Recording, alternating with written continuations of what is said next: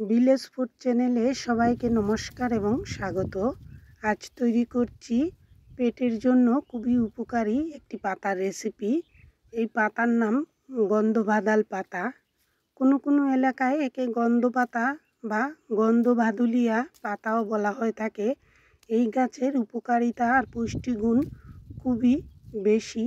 পেট ফাঁপা, গ্যাস, বদহজম, কোষ্ঠকাঠিন্য বা আমাশয় হলে এই পাতা রান্না করে খেলে বা ভাজা বড়া তৈরি করে খেলে খুবই উপকার পাওয়া যায়। এই পাতার রস খুবই উপকারী। একবার খেলে পেটের ব্যথা বা আমাশয় হলে তৎক্ষণাৎ কাজ করে। এই পাতায় একটু গন্ধ থাকে বলে এর নাম গন্ধ পাতা। আবার কেউ কেউ একে পাত পাতাও বলে থাকে। তবে এই পাতার পুষ্টিগুণ এবং উপকারিতা অন্যান্য গাছের চেয়ে অনেক বেশি। সর্দি কাশি জ্বর হলেও এই পাতা বেটে রান্না করে খেলে খুবই উপকার পাবেন। আর এতে তাৎক্ষণিক অনেক সমস্যাই সমাধান হয়ে যায়। গাছ থেকে কিছু কচি দেখে পাতা নিয়েছি।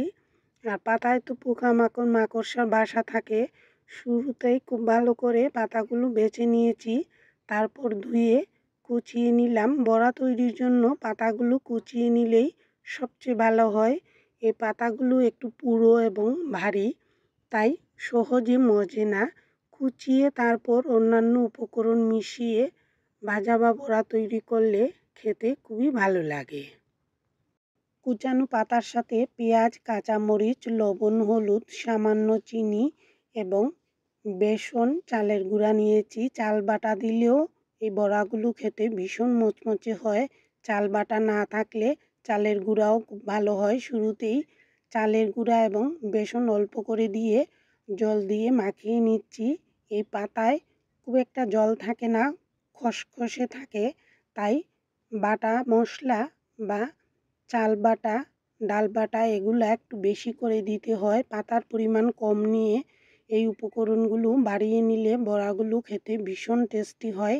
শুরুতেই অল্প অল্প জল দিয়ে ভালো করে মাখিয়ে নেওয়ার পর মনে হলো যে মাখানোটা ঠিকঠাক হয়নি, তারপর বেসনের পরিমাণ আরেকটু বাড়িয়ে দিয়ে জল দিয়ে খুব ভালো করে মাখিয়ে নিয়েছি। হাত দিয়ে ভালো করে এভাবে চটকে মাখিয়ে নিতে হবে, যেহেতু এই পাতাগুলো একটু শক্ত, সহজে মজবে না, তাই ভালো করে চটকে নিলে দলা পাকাতে সুবিধা হবে আর চপগুলো ভাজতেও সুবিধা হয়। সবগুলো চপ এরকম গুল গুল করে নিয়েছি। ইচ্ছে করলে চ্যাপ্টা করতেও পারেন, আবার বেশি তেলে ভাজতে চাইলে গুল গুল করেও দিতে পারেন। যেহেতু ঘরোয়া রান্না, তাই খুবই কম তেলে রান্না করছি। তাওয়াতে তেল গরম করে নিয়ে এভাবে একটু পাতলা চ্যাপ্টা করে বড়াগুলো ভেজে নিচ্ছি।